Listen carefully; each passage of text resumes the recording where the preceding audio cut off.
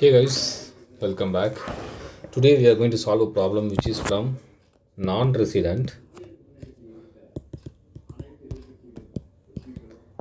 non-resident, non-resident rule 115A, section 48 proviso 1, rule 115A. We are going to consider the um, currency rates for the to calculate the LTCG. Okay,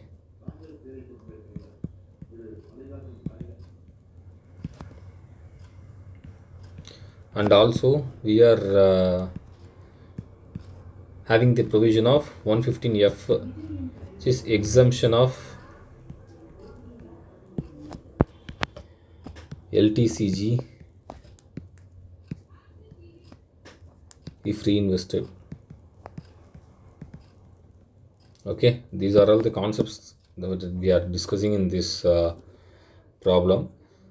This is just telling about when it comes to conversion. No, we are calculating the LTCG for non-resident. We have to use the average telephonic buying rate plus telephonic selling rate for the on the date of transfer and the date of acquisition. Date of transfer will be used for sale consideration, transfer prices, and then capital gain conversion. For all the things, date of transfer average telephonic buying rate only will come. For cost of acquisition time only, we are using this date of acquisition rate will come. Why this is, we have to calculate the actual gain which is in the hands of non-residents, and non-residents should not no their non-residents gain should not be flush out by way of currency. The Indian rupee weakens. So if that happens now, people will not invest in India. Okay, so that's why they are having the provision like this to calculate the actual gains in the hands of non-residents, right? Okay, and then 115F is the exemption of LTCG. How much? Okay, LTCG, as I have got the LTCG by a sale consideration minus transfer net consideration minus cost of acquisition. I'll get LTCG. If entire LTCG is in reinvested, now no tax will be levied. If partial only reinvested, now we have to partially take the exemption. That only we are going to see. Okay, this is the concept. Let's quickly jump into the problem. Dravid, age 45, is non-resident, Indian citizen. 11/4/23 bought 10,000 equity shares of PQR Limited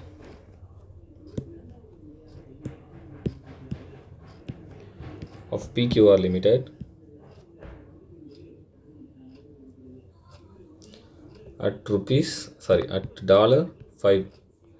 Okay, and Dravid sold all the shares on 12/6/25. Okay, this is a long term gain it will give. Okay, of same, all the shares have been sold at rupees 770 per share. Okay, out of the sale proceeds, Dravid bought 11,550 shares of EFG Limited on 13/7/25 for rupees 500 per share. Okay, also he subscribed REC once.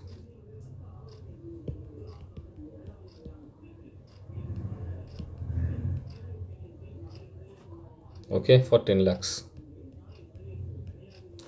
RC bonds are irrelevant for non-resident. No exemption will be provided if we invested in a REC bond. Okay, so that we have to know in this, right? Apart from this, we'll track everything. And that TT buying rate, TT selling rate have been given. Just we'll average it out. Okay, which is the uh, date of acquisition, this is date of acquisition. Okay, this is date of transfer. This is another date of acquisition. This is not required. Okay, now 70 plus 74 divisible by 2, which is 72. This is the average. You can directly take now. 70 plus 76 plus 78 divisible by 2, which is 77. Right, we have got all the values. We can directly jump into the problem. When we are calculating the gains for non-resident, we have to calculate in dollars only.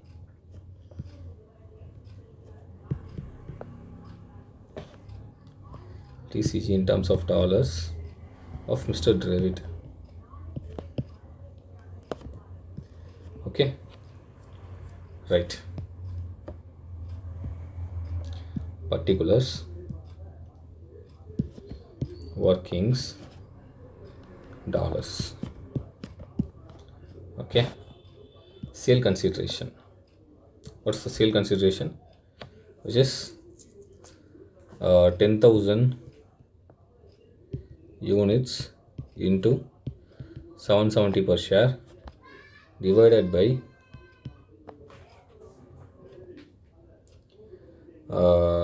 selling date is 25, no? Which is 77 is the average of the buying rate and selling rate. Okay, yes.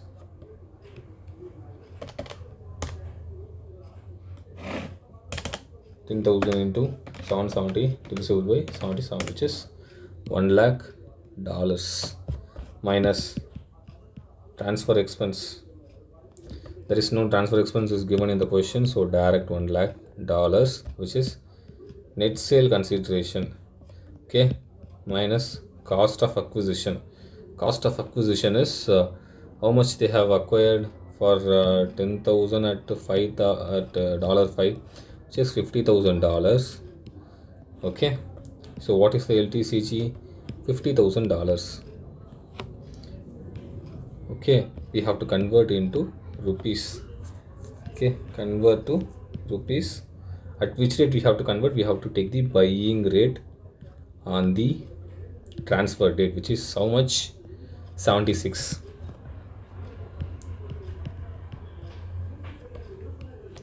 Okay, 50,000 into 76, which is 38 lakhs, is the LTCG in rupees. Okay, minus we have to give the exemption because he has reinvested, right? Okay, 115F exemption. How much he has invested? Let's see. 1,550 units into 500 is how much? 57 lakh 75,000. But how much he has to be invested?